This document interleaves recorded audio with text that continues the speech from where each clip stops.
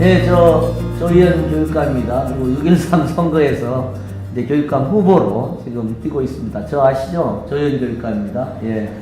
오늘은 굉장히 특별한 손님을 모셨습니다. 유현준 교수라고 아실 거예요. 알쓸 신잡이라고. 알아두면 신비한 쓸데없는 네. 잡학사전.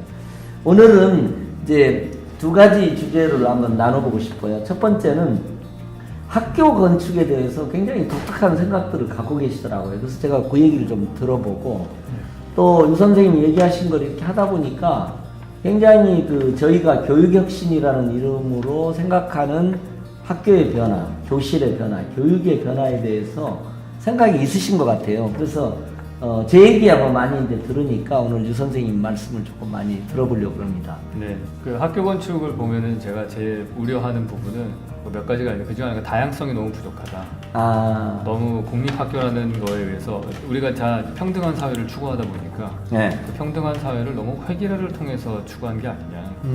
오히려 평등한 사회를 다양성을 통해서 하면은 다양한 가치 안에서 모든 사람들이 다 행복할 수 있을 텐데 그게 건축 공간에서도 그대로 너무 획일성돼. 우리가 이제 근대화를 거치면서 너무 표준화 작업에 익숙하다 보니까 최저 기준을 맞추는데 초점을 맞추다 보니까 그렇게 된 것 같습니다. 근데 그게 우리나라의 학교 건축은 지혜를 가르쳐주는 자연이 하나도 없다. 아이들이 1교시 들어가서부터 방과 후 때까지 거의 체육 시간을 제외하고는 실내 공간에만 있고요. 학교 건물이 실내 면적이 점점 풍요로워질수록 점점 고층화되고 있지 않습니까? 그렇죠. 네. 실내 면적이 지금 보면 통계상 지난 40년간 1인당 실내 면적이 7배가 늘어났다고 제가 알고 있습니다. 그 정도로 풍요로워졌어요. 근데 그러다 보니까 운동장 하나만 남겨놓고 거의 건물이 다 4, 5층짜리 건물이 돼요. 그렇죠. 그렇습니다. 그럼 애들이 50분 수업하고 10분 쉬는데 10분 쉬는 시간 동안에 누가 4기층을 뛰어내려와서 운동장에서 쉬다가 다시 뛰어 올라가고 그러겠습니까? 그러니까 거의 애들이 교실에만 있는 거고요. 그렇죠. 그러니까 학교 건물은 사실상 가장 좋은 거는 저층화돼서 바깥에 들락날락 할 수 있게 해줘야 되는데 현실적으로 그게 좀 어렵잖아요. 그렇습니다. 그러면은 어려워요. 어려운 상황이면은 테라스 같은 거라도 좀 만들어줘야 된다 생각을 합니다. 그 테라스 얘기는 저 인상적이더라고요. 예, 한번. 그러니까 지금 많은 학교들이 학생 수가 줄면서 빈 교실들이 축출하고 있는데 그 교실들을 우리는 다른 용도로 자꾸 쓰려고 하는데 그러지 말고 빈 교실이 생기면은 테라스를 만들어서 애들이 바깥에 잠깐 시간씩이라도 나갈 수 있게 해줬으면 좋겠다. 만약에 그런 여건이 안 되는 학교라면은 옥상이라도 개방했으면 좋겠다. 옥상. 예. 옥상 너무 위험해서 죽어도 안 된다. 이런 선생님이 생각하시면은 그런 교무실이라도 4층으로 옮겨달라. 그게 제 생각이에요. 교무실이라도 왜 그렇습니까? 교무실이 1층에 있으니까 2층 애들도 바깥에 나가기가 좀 부담스러운 거예요. 교무실을 4층으로 네. 옮기자. 예. 그러면은 학생들이 1층에 교실이 있으면은 적어도 1층 애들은 들락날락하기 쉬울 거고요. 쉬는 시간에도. 그다음에 2층 애들도 마음 놓고 나갈 수 있을 것 같아요. 근데 지금 4, 5층짜리 건물에 1층에 교무실이 딱 장악을 하고 있으니까 애들은 들어가면은 밖에 못 나오고. 그거 참 흥미로운 생각이네요. 예, 계속 말씀하시죠. 예. 그래서 이게 제가 볼 때는 건축 공간적으로 보면 운동장 하나 있고 4, 5층짜리 건물이 있는 모습은 거기다 담장으로 둘러싸여 있고 들어가면 바깥에 못 나오게 하고 그게 사실은 교도소랑 똑같아요. 감옥이나 비슷하다. 네, 감옥이랑 거의 비슷하다. 거기도 거의 똑같은 교실 형식을 거제도부터 서울, 대전, 대구, 광주 할 것 없이 다 똑같고요. 그런 것들이 우리 아이들이 과연 이런 학교에서 12년을 자라난 애들한테 가짜 개성 있는 너만의 길을 가라 내지는 뭐 도전 정신을 갖고 창업도 해보고 그래라 이런 소리는 12년을 양계장에서 닭처럼 키운 다음에 독수리처럼 날라고 하는 거랑 똑같은 거예요. 12년 동안 양계장에서 예. 가둬놓고 키워놓고 그다음에 갑자기 날아라. 네. 너무 재밌는.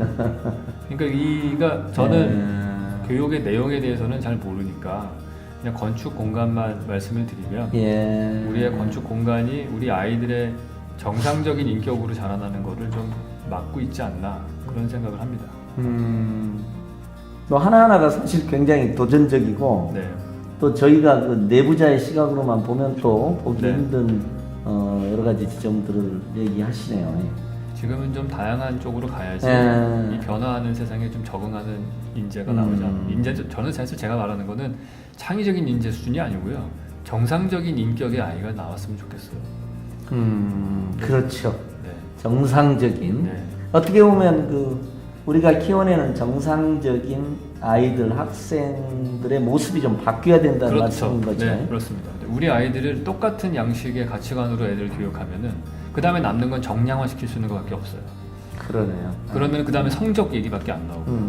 그러니까 성적으로 줄 세우는 거는 사실은 이런 획일화된 표준화된 교육 양식이기 때문에 그렇게 나올 수밖에 없다 생각해요. 아니 너무 그러니까 사실 좀 전혀 다른 영역이 있는데 네. 저희가 이제 교육혁신이나 교육개혁이라는 이름으로 노력하고 정책을 추구하는 것하고 네. 전혀 다른 영역인데 실상 그 스피릿이라고 할까 정신이 네. 완벽히 같다는 느낌을 저는 지금 네. 팍팍 들어요. 네, 네. 개인적으로 네. 그렇게 드는데 그러니까 이 선생님들 교사들께서 보는 책이고 또 우리 사회 번역도 돼 있는 책에 미국의 네. 켄 로빈슨이라는 사람이 쓴 교실혁명이라는 책이 지금 번역되어 있습니다. 네. 근데 그 책의 핵심이 바로 탈표준화입니다. 아, 네. 근대 교육이라는 게 결국 표준화라는 거예요. 네. 붕어빵 찍듯이 아이들을 찍어낸다는 거예요. 그 표준화 교육을 넘어서는 탈표준화 교육이 이제 핵심이다. 네, 저 동감합니다. 예, 그러니까 지금 말씀하신 완전, 대로. 네, 똑같습니다. 예. 예. 궁극적으로 저는 좋은 교육은 학교 선생님만 애들을 가르치는 게 아니고 마을 주민 전체가 내 아이가 아니더라도 관심을 갖고 예. 쳐다보면서 같이 가르쳐야 되는 게 아니냐. 예. 그렇게 생각합니다. 예, 그것도 전혀 발상이 다릅니다. 어쨌든 두 번째, 네. 저는 유 선생님 이렇게 하신 얘기를 들으면서 굉장히 혁신적 교육 철학이 거기 있는 것 같아요. 그러니까 예를 들면 이런 겁니다. 교실에서는 지식을 배우고 자연에서 지혜를 배워라. 아이들을 그냥 내버려 둬라. 네. 아이들은 이미 창의적이다. 네, 그렇죠. 그런 얘기도 이제 하신 걸 제가 들었고, 그 다음에 이제 운동장, 그건 또 공간이긴 하네요. 네. 운동장을 축구 잘하는 사람들이 독점한다. 이건 네. 좀 반축구적인 상이 좀 있으신 것 같아요. 아, 저 축구 팬들한테 몰래 맞을 수 있습니다. 네, 지금. 그럴 수 있죠. 제가 불만은 뭐냐면은, 아니, 학교에서 보면 짱 먹는 친구들을 보면 축구 잘하는 애 아니면 공부 잘하는 애예요. 그래요. 예. 그러면 축구하는 운동장이랑 공부하는 교실밖에 없어서 그런 거예요. 예. 공간이 다양성이 떨어지니까 아이들의 권력에 위계가 생기는 거거든요. 예. 그러니까 왜 우리는 꼭 운동을 시켜도 그렇죠. 그런 집단 구기 운동만 시키냐고요. 네. 누구는 혼자 하는 뭐 조깅을 좋아할 수도 있고 누구는 둘이 치는 배드민턴을 좋아할 수도 있고 네. 다양한 형태의 운동이 있는데 저희는 너무 집단 협동심만 강조해가지고 그런 여러 명이 하는 운동들만 시킨 게 아닌가.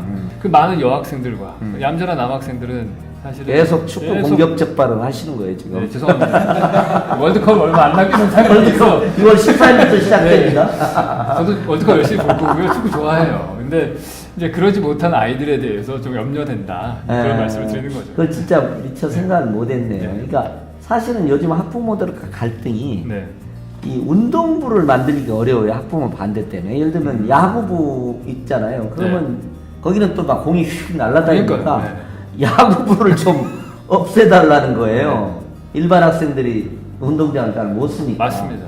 그러니까 확실히 이 어떤 시선이 다르니까 네. 우리가 너무 당연하게 생각했던 것들을 이렇게 사실 따져놓고 보면 우리는 너무 막 이게 어떻든 메인 내지는 주류 중심적 사고에 너무 익숙해져 있어요. 네네. 그러다 보니까 예를 들면 남성의 눈으로는 죽었다 깨나도 여성이 경험하는 세상을 못 느껴요. 네네.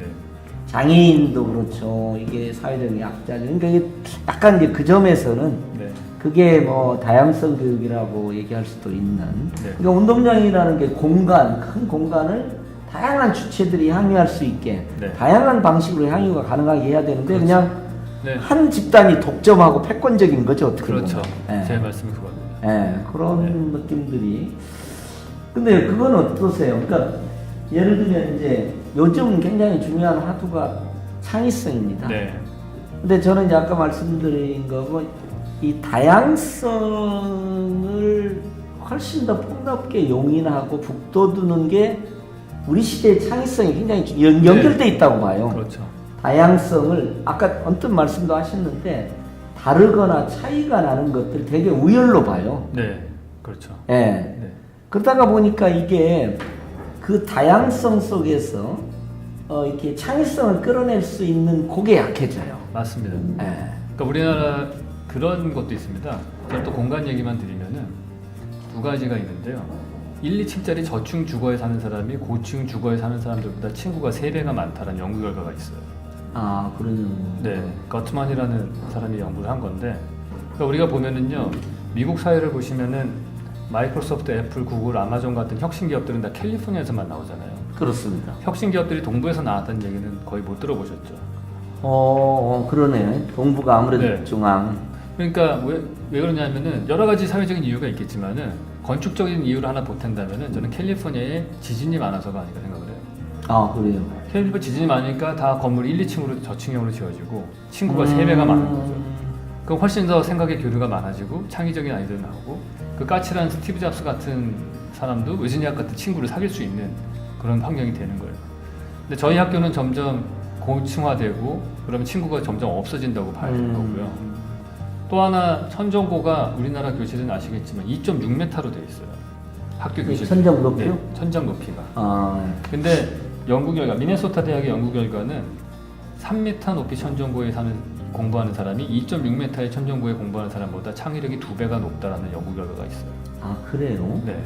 그런 것들은 학교 건축할 때도 굉장히 중요한 발상이에요. 그러니까 우리의 학교 교실들은 그냥 계속해서 아이들의 창의력을 죽이고 있는 공간이다. 그렇게 봐야 되는 겁니다.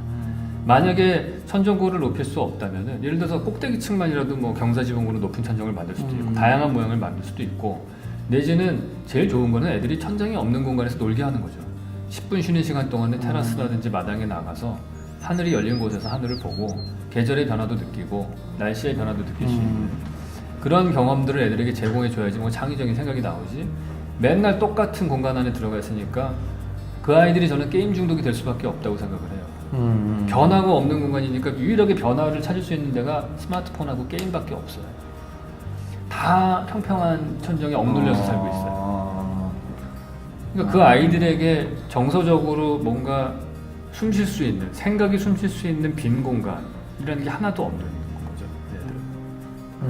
야, 전혀 생각하지 못했던 모든 걸 다 규격화된 삶 속에 아이들을 이렇게 집어넣으니까 이게 현대적인 창의성을 만들어내는데 이제 어려움이 있는. 네, 그렇죠. 그런 면에서는 어떤 대전환이 필요하다는 게 약간씩 느끼기는 해요. 맞습니다. 예. 예, 느끼기는 하는데 이걸 이제 어떻게 구현할까 하는 면에 있어서 지금 조금 고민 지점들이 조금 있네요. 그러니까 이게 저는 새로운 이런 학교나 교육 방식들이 한순간에 전체가 바뀔 거라고 생각하지 않고요. 일종의 돌연변이를 만들어야 된다 생각을 해요. 이 전국에 뭐 학교가 너무 많잖아요. 그 중에 한두 개의 돌연변이를 일단 만들어서 그거를 사회학자들도 좀 연구를 해보고 다큐멘터리 필름 하시는 분도 와서 좀 찍어보면서 이게 어떠한 영향을 미치는지에 대해서 일종의 약간의 실험 같은 것도 좀 해볼 필요가 있지 않을까. 사실 건축에서 제일 좋은 거는 포도주 같은 건축이 좋은 거거든요. 포도주 같은 건축. 근데 포도주와 소주의 차이는 소주는 예를 들어서 뭐 진로 소주다 그러면 전국의 모든 소주가 맛이 똑같아요. 포도주는 포도의 품종과 만드는 사람과 그 해의 날씨에 따라서 다 바뀝니다. 좋은 건축은 그 지역에 맞춰서 그 토양에 맞게끔 변형이 된 것들이 좋은 건축인데 유일무이한 건축들이 나와야 되는데 학교도 마찬가지라고 봐요. 학교도 아무리 공립학교긴 하지만은 그게 거제도에 있는 학교와 서울 한복판에 있는 학교는 다른 환경 속에 있고 다른 가치관으로 키워져야 되고 그리고 심지어는 약간 좀 다른 교육 내용도 좀 해도 된다고 생각을 해요. 그렇습니다. 그러니까 우리 국민들이 아직까지는 그 정해져 있는 스탠다드의 라이프 스타일을 깨트리는 걸 두려워하죠. 두려워합니다. 지금 아직까지도. 근데 젊은 세대는 이제 조금씩 깨트리고 있어요. 조금씩 깨트리고 있고 이제 뭐 저희 직업만 하더라도 뭐 몇 년 회사 다니다가 그만두고 한 3개월 놀다가 다시 하고 이런 일도 하기 때문에 그런 변화들이 좀 나와줘야 된다 그렇게 생각을 합니다. 그러니까 지금 이게 거의 제가 이제 말씀드리는 것 중에 하나 이거예요. 인공지능이라는 것은 아주 단순화시켜서 얘기하면 기계 인간화의 큰 물결입니다. 기계가 인간의 능력이라고 하는 지능의 일정 부분을 가져가는 거든. 그런데 우리는 인간의 기계화를 우리 아이들로부터 공부기계가 되라고 만들고 있는 겁니다. 기계가 인간화되는데 여기는 우리는 인간을 기계화시키는 공부를 하고 있다. 그래서 지금은 거의 극기훈련입니다. 이게 맞습니다. 공부라는 게. 그래서 놀지 말고 네. 쉬지 말고 잠은 이 육체가 견딜 수 있는 최대한으로 줄여요. 네. 그러니까 사당 오락이 나오는 겁니다. 네, 네. 맞습니다. 예. 근데 이제 지금은 바꾸어야 되는, 제가 이제 학부모님들한테 말씀할 때도 적당히 놀아야 되고요. 네. 적당히 쉬어야 되고, 잠을 적당하게 자야 창의성이 나오지. 그렇죠. 이게 여백이 없어요. 맞습니다. 초등학생들 같은 경우 학원 하면 딱 학원차가, 학교 끝나면 학원차가 네. 딱 대기하고 있잖아요. 집에 오면 또 엄마가 딱 네. 계획이 딱 서 있어요. 문자도 와요. 늦게 오면 문자 오고 숙제도 다 오고 아주 그냥 전방위로 이 텔레커뮤니케이션을 이용해서 애들을 압박하고 있죠. 그러니까 이 IT 기술이 네. 아이들을 더 감옥으로 만들고 있습니다. 어쨌든 저는 제가 고민하고 있는 것 중에 하나가 우리 시대의 어떤 교육 개혁, 교육 혁신의 큰 방향은 새로운 다양성 교육, 네. 그리고 새로운 창의성 교육, 혹은 새로운 창의 인성 교육. 요 두 가지가 우리 시대에 요구되는 거라는 이제 생각이 좀 들거든요. 그리고 다양성이라는 것은 이전보다는 이제 외국인도 많고 인종도 많아지고 이렇게 차이가 많거든요. 그 차이와 다름을 그 자체로 존중하는 속에서 그렇죠. 네. 이게 교육이 이루어지는, 그게 새로운 다양성 교육 같아요. 그리고 그 속에서, 그러니까 요즘 이제 다문화 교육도 많이, 그 다문화성이 굉장히 우리가 존중만 할 수 있다면 굉장히. 근데 우리는 쉽게 그 차이를 위계화해요. 예. 서열화하고, 그러다 보니까 쉽게 저놈은 찌질이가 되는 거예요. 네, 네.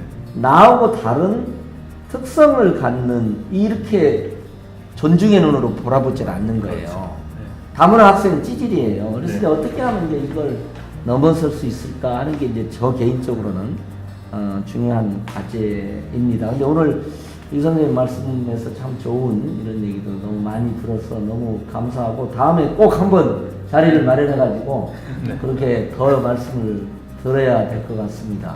오늘 저도 교육감님 만나서 되게 같은 생각을 하는, 다른 표현하는 건 다르지만은 예.